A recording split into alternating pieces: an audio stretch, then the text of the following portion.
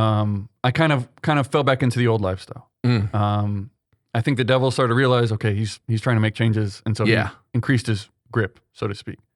And so one weekend I was going to watch the Rockets play at a restaurant with some friends.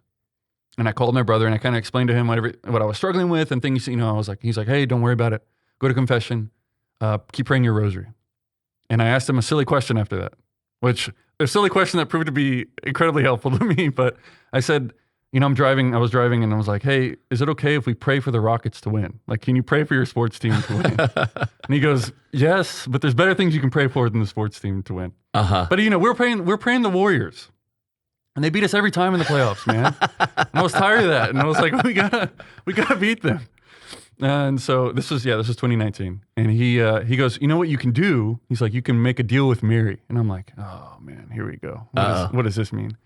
And he had been telling me over the last few months leading up to this that he had started praying 4 rosaries a day, which is just all the mysteries, right? The joyful, luminous, sorrowful, glorious. Yes. So essentially praying the entire rosary. Complete rosary. The complete rosary. And I was like, okay, here we go. And so he told me, he goes, you should make a deal with Mary. You'll tell her you're going to pray the 4 rosaries every day for 7 days, hoping that she helps the Rockets beat the Warriors. But even if they lose, if they don't win, you pray them anyway. Yes. And I think it's going to help you, but you should try it. And, I was hesitant because I was like, 4 rosaries a day, that's so much. Who has time for that? I'm already going to mass every Sunday. Like, what do you want from me, Adrian? But I wanted the Rockets to win because the Rockets, I was there when Chris Paul pulled his hamstring in Game 6. Like, all Rockets fans remember that. And I really wanted them to beat the Warriors. So I was like, okay, fine. So I told him, okay, I'm going to pray the 4 rosaries. That night I go watch the game, they lose, they're out of the playoffs.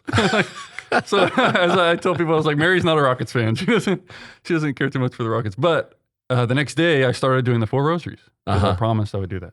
And I haven't stopped praying 4 rosaries every single day since that day. Just because it changed, and I've said this to others, but it's changed my life in every single way.